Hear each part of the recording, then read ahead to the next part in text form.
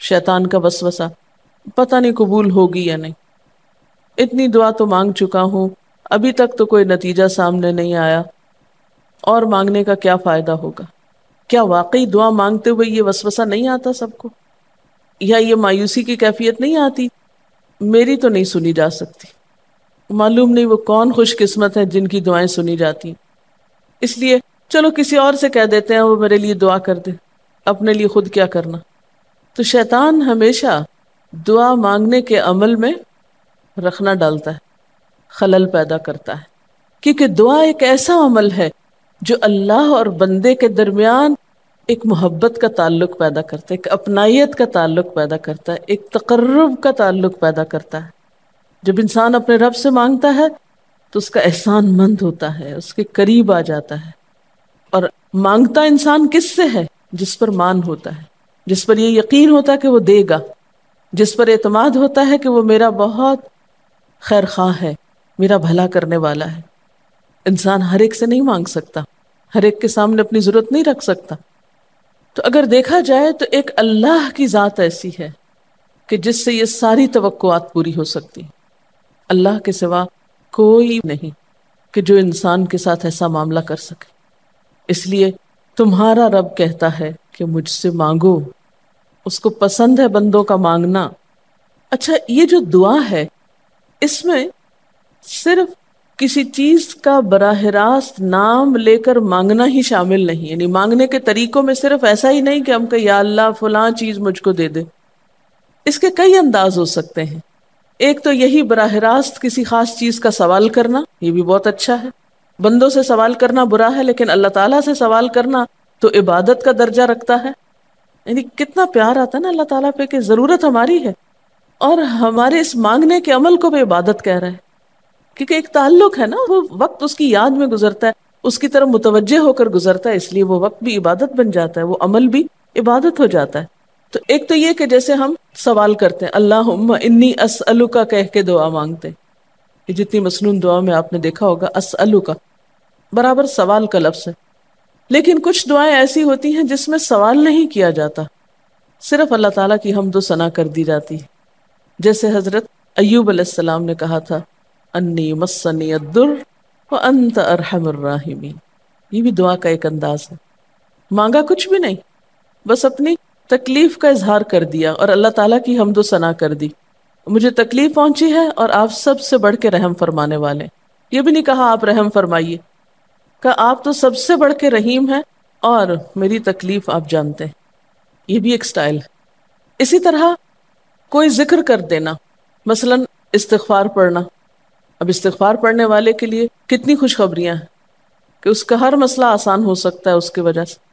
خیر اس میں تو بخشش کی طلب ہوتی ہے، ایک طلب کا انداز ہے، لیکن استغفار جو ہے وہ عام دعا سے ذرا مختلف ہے۔ اسی طرح درود شریف پڑھنا، اس میں اپنے لیے تو آپ کچھ بھی نہیں مانگ رہے ہوتے، نبی صلی اللہ علیہ وسلم کے لیے مانگ رہے ہیں، لیکن وہاں کیا ہو رہا ہے کہ جب آپ ان کے لیے رحمت کی دعا مانگتے ہیں اللہ تعالیٰ آپ پہ 10 رحمتیں فرماتے ہیں۔ یہ بھی ایک مانگنے کا انداز ہے۔ اب درود شریف پڑھنا جو ہے باعث برکت بھی ہے، عبادت بھی ہے، ذکر بھی ہے، اور ایک طرح کی دعا بھی ہے۔ اسی طرح بعض اذکار کے آپ نے کتنے فائدے دیکھیں، صبح شام کی دعاؤں میں آپ دیکھیے، آپ پڑھتے ہیں بسم اللہ الذی لا یضر مع اسمہ شیء فی الارض ولا فی السماء وہو السمیع العلیم۔ یہ صرف ذکر ہے، اس میں آپ مانگ تو کچھ نہیں رہے، لیکن کتنی فضیلت ہے اس کی کہ جو شخص یہ دعا پڑھے گا اس کو کوئی چیز نقصان نہیں دے گی۔ اس میں آپ یہ نہیں کہہ رہے کہ یا اللہ میں تجھ سے سوال کرتا ہوں کہ ہر نقصان دہ چیز کو مجھ سے دور کر دے، نہیں۔ پھر اسی طرح اللہ تعالیٰ کی حمد و ثنا کے جو کلمات ہیں، مثلا لا الہ الا اللہ وحدہ لا شریک لہ لہ الملک ولہ الحمد وہو علی کل شیء قدیر۔ عرفات کی حدیث میں آتا ہے کہ آپ نے فرمایا کہ عرفات میں میری دعا اور مجھ سے پہلے انبیاء کی دعا یہ کلمہ ہے، یہ لا الہ الا اللہ۔ اب اگر دیکھا جائے تو اس سے تو کوئی دعا کی بات نہیں، یہ تو صرف اللہ کا ذکر ہے۔ تو یہ بھی مانگنے کا ایک طریقہ، ہم مانگے کچھ نہیں، بس صرف ذکر کرتے رہیں اس کا بیٹھ کے۔ اسی طرح آپ دیکھتے ہیں کہ طواف کے دوران آپ کیا پڑھتے تھے، سبحان اللہ والحمد للہ ولا الہ الا اللہ واللہ اکبر۔ اب یہ دعا تو نہیں، یہ تو ذکر ہے اللہ کا۔ تو اللہ تعالیٰ کا ذکر کرنا، اس کی کتاب کی تلاوت کرنا، اس کو پڑھنا، علم حاصل کرنا، یہ ایسے اعمال ہیں کہ جن میں مشغول ہو کر انسان کے لیے کائنات کی ہر چیز دعائیں کرنے لگتی، طالب علم کے لیے بہت سی مخلوق دعائیں کرتی. آپ مشغول ہو گئے کسی اور کام میں، خدمت خلق میں یا علم حاصل کرنے میں، اور اللہ تعالیٰ کی مخلوق شروع ہو گئی آپ کے لیے دعائیں کرنا. عرش والے فرشتے آپ کے لیے دعائیں کرنے لگتے ہیں اگر آپ ایمان لا کر اچھے کام شروع کر دیں. تو اللہ سے مانگنے کے مختلف انداز ہیں، ڈائریکٹ مانگنا بھی اور مختلف عبادات کرنا بھی. اسی طرح وَاسْتَعِینُوا بِالصَّبْرِ وَالصَّلَاةِ، مدد مانگو صبر اور نماز سے. ٹھیک ہے، نماز میں انسان بہت سی دعائیں پڑھتا ہے، لیکن اگر مشکل وقت میں انسان صبر کے ساتھ نفل پڑھ کے اللہ تعالیٰ کا ذکر کرے اور اس کو سمجھ نہ بھی آئے کہ کیا دعا مانگو، کیونکہ بعض پریشانیاں ایسی ہوتی ہیں کہ انسان منہ سے کچھ نکال بھی نہیں سکتا، تو یہ نماز بھی کافی ہو جائے گی. وَقَالَ رَبُّكُمُ ادْعُونِي، اور تمہارا رب کہتا ہے مجھے پکارو. اور پکارنے کے کئی انداز ہیں. دل ہی دل میں پکارنا بھی آتا ہے، چپ کے پکارنا بھی آتا ہے، اونچی آواز سے پکارنا بھی آتا ہے، اکیلے پکارنا بھی آتا ہے، سب کے ساتھ مل کے دعا کرنا بھی آتا ہے. کوئی دعا مانگ رہا ہو تو آمین کہنے سے بھی بات بن جاتی. مجھے یاد ہے کہ ایک دفعہ میں عمرے پر گئی اور طواف کے بعد جہاں میں نفل پڑھ رہی تھی تو نفل کے بعد میں نے سوچا کہ میں اپنی دعا کرتی ہوں. اتنے میں ایک شخص عربی میں کوئی دعا مانگ رہا تھا. اتنی خوبصورت دعا تھی کہ میں نے ایسی دعا کسی سے نہیں کبھی سنی، اور میں نے صرف آمین کہنا شروع کر دیا. میں نے کہا یا اللہ، میری تو نہ زبان میں اتنی بلاغت و فصاحت ہے، نہ مجھے اتنی باتیں آتی ہیں، مجھے تو مانگنا بھی نہیں آتا، تو جو کچھ یہ مانگ رہا ہے مجھے بھی یہی دے دے. میں نے صرف آمین آمین آمین کہنا شروع کر دیا. یہ کتنا بڑا اس کا احسان ہے کہ ہم آمین کہہ کے بھی شامل ہو جاتے ہیں دوسروں کی دعاؤں میں. تو اسی لیے دعا کو عبادت کا نچوڑ کہا گیا، کریم، خلاصہ، ساری عبادت کا اوپر کا حصہ. اور ویسے بھی اگر دیکھا جائے تو ہر نماز میں بہت سی دعائیں ہیں. ہر موقع کی اللہ کے رسول صلی اللہ علیہ وسلم نے مختلف طرح کی ہمیں دعائیں سکھائی.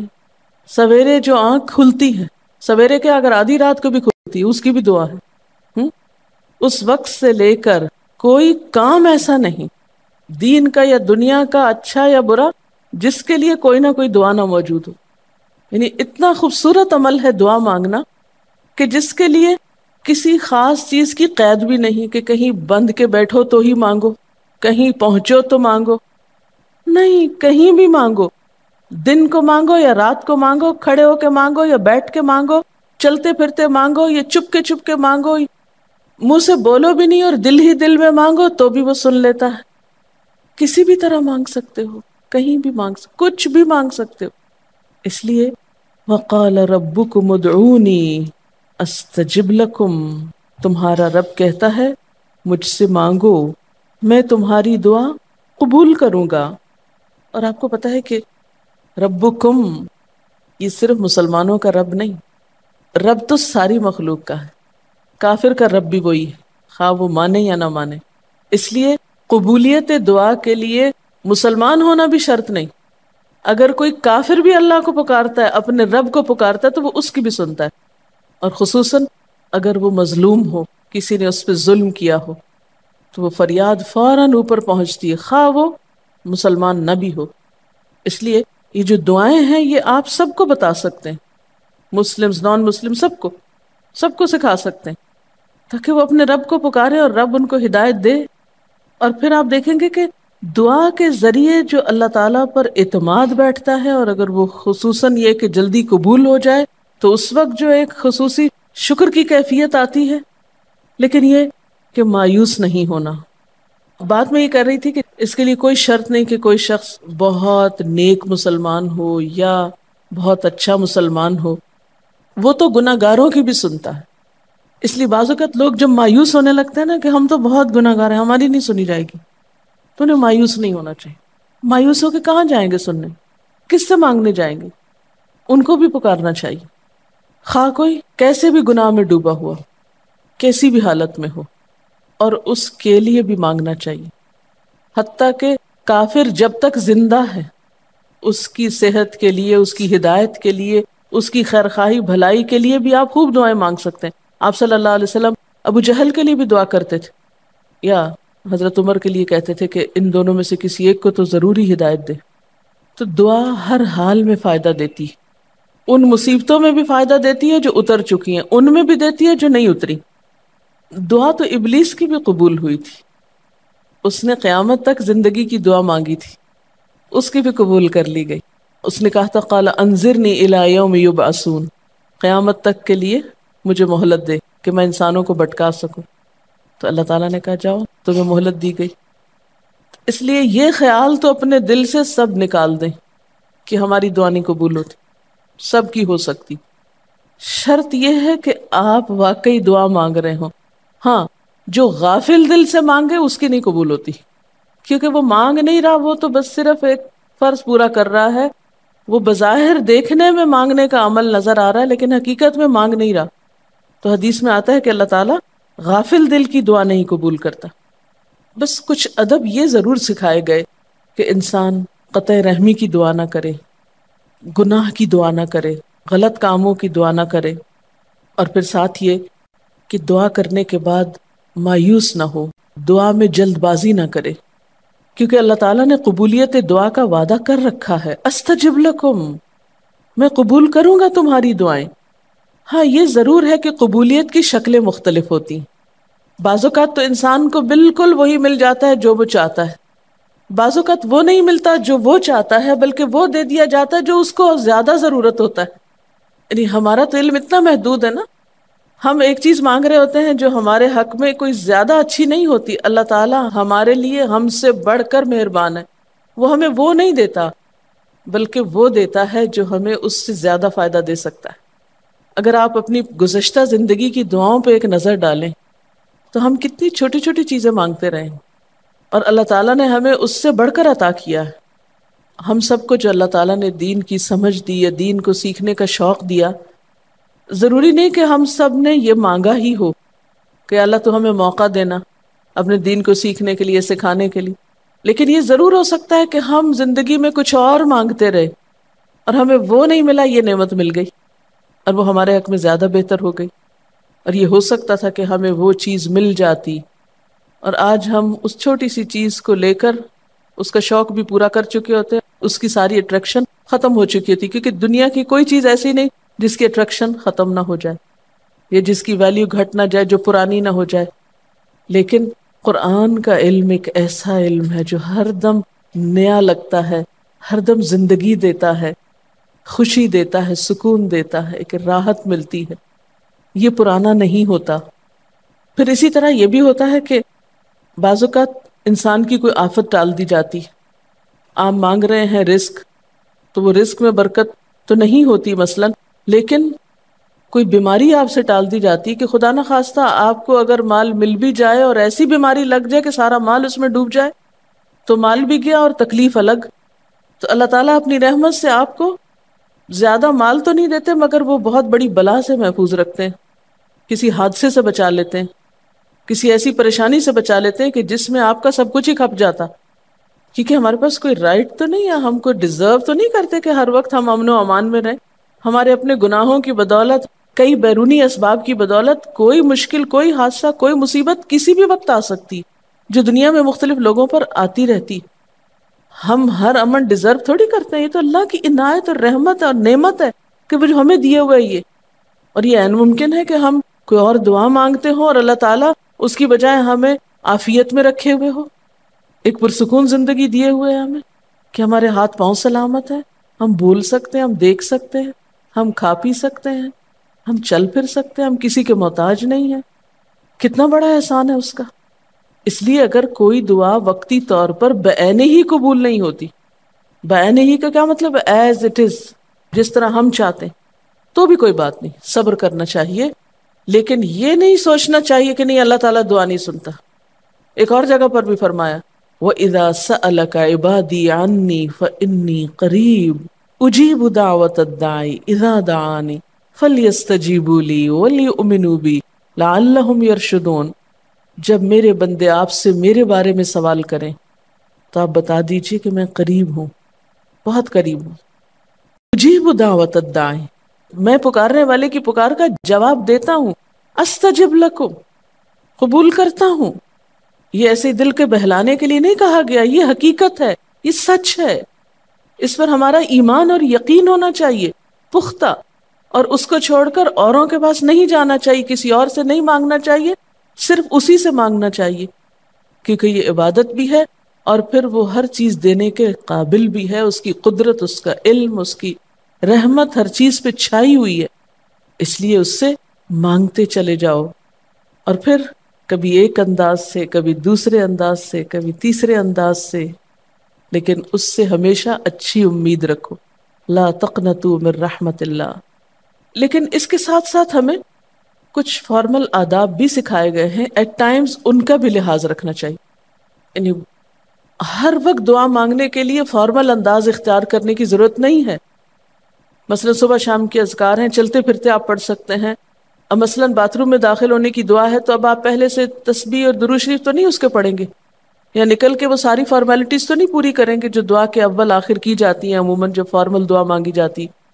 تو ایٹ ٹائمز آپ بس ڈائریکٹ دعا مانگ لیں، ایٹ ٹائمز آپ پوری فارمیلٹیز کے ساتھ مانگ لیں، اور اس میں آپ دیکھیے کہ فارمل دعا مانگنے کا طریقہ کیا ہے کہ اللہ تعالیٰ کی حمد و ثنا سے شروع کیا جائے، نبی صلی اللہ علیہ وسلم پر درود بھیجا جائے، پھر اسی طرح یہ ہے کہ دعا میں عاجزی ہونی چاہیے، مانگنے کا انداز غالب ہونا چاہیے، شعر کے انداز میں چیخ چلا کے دعا نہیں مانگنی چاہیے، یا تقریر کے انداز میں دعا نہیں مانگنی چاہیے، امید اور خوف کے درمیان اعتدال کے ساتھ، پھر اسی طرح یہ کہ دعا میں مبالغہ آرائی نہیں کرنی چاہیے، پھر اسی طرح کچھ چیزیں ایسی ہیں کہ جن کا اگر اہتمام کبھی ہو سکے، کبھی کبھار تو بہت اچھا ہے، اور خصوصی جو قبولیت کے اوقات ہیں ان کا لحاظ رکھتے ہوئے ان مواقع سے فائدہ اٹھانا چاہیے، مثلا رات کے تیسرے حصے میں یعنی سحر کے وقت، پھر اسی طرح اذان اور اقامت کے درمیان، صف میں کھڑے ہو کر، صدقہ کرنے کے بعد، کوئی بھی نیکی کا کام کرنے کے بعد، عصر کی آخری گھڑی میں، جمعے کے دن ایک خاص گھڑی میں، سجدے میں دعا، رات کو آنکھ کھل جانے پہ دعا، امر بالمعروف اور نہی عن المنکر کے بعد دعا، تلاوت قرآن کے بعد دعا، عرفہ کے دن کی دعا، رمضان کے مہینے میں خصوصاً روزہ افطار کرتے وقت دعا، پھر عادل امام کی دعا، مسافر کی دعا، بارش کے وقت کی جانے والی دعا، یہ خاص قبولیت کے اوقات اور اسباب ہیں، پھر التحیات اور درود شریف کے بعد کی جو دعا ہے جو ہم بیٹھ کے نماز کے آخر میں پڑھتے ہیں، یہ بھی صرف رب جعلنی تک ہی نہیں بلکہ اس سے زیادہ دعائیں بھی ہیں۔ پھر اسی طرح جب اللہ تعالیٰ پر بہت پیار آ رہا ہو، بہت دل اس کی طرف متوجہ ہو، کیونکہ اللہ تعالیٰ غافل دل کی دعا نہیں سنتے، تو جب دل بہت متوجہ ہو تو فوراً دعا کے بھی فائدہ اٹھا لیں۔ اسی طرح اضطراری کیفیت میں، بہت بے چینی کے وقت، جب کچھ سمجھ میں نہ آ رہا ہو، بیماری کے وقت، پھر اسی طرح سفر کے وقت، پھر اولاد کی دعا ماں باپ کے لیے، ماں باپ کی دعا اولاد کے لیے، استاد کی دعا شاگردوں کے لیے، شاگردوں کی دعا استاد کے لیے، اور جب دعا مانگے تو انداز کیا ربنا اغفر لی ولوالدی وللمؤمنین، اپنی ذات سے شروع کر کے والدین یا قریبی لوگوں کے بعد پھر سب کے لیے عام دعا، پھر اسی طرح وضو کے بعد کی دعا، کعبہ کو دیکھتے وقت جب پہلی نظر سے دیکھیں، پھر حتیم کے اندر، پھر سعی اور طواف کرتے وقت دعائیں پڑھنا، پھر مزدلفہ میں۔ لیکن یاد رکھیے کہ ان قبولیت کے خاص مواقع اور مقامات کے علاوہ دعا تو کسی بھی وقت کی جا سکتی اور کوئی بھی گھڑی قبولیت کی گھڑی ہو سکتی، اس لیے ہمیشہ دعا مانگتے وقت یہ یقین رکھیں کہ اللہ تعالیٰ قبول کرے گا، مایوسی کے ساتھ دعا نہ ہو، کیونکہ جتنی ہماری دعا کے اندر یقین کی کیفیت ہوگی اتنا ہی انشاءاللہ قبولیت کے چانسز زیادہ ہوں گے۔ یعنی عزم کے ساتھ دعا مانگنی چاہیے، یہ نہیں کہنا چاہیے یا اللہ تو چاہے تو قبول کر، نہیں چاہتا تو نہ کر، یہ نہیں کہنا چاہیے کبھی بھی، نہیں یا اللہ تو کر سکتا ہے تو قبول فرما۔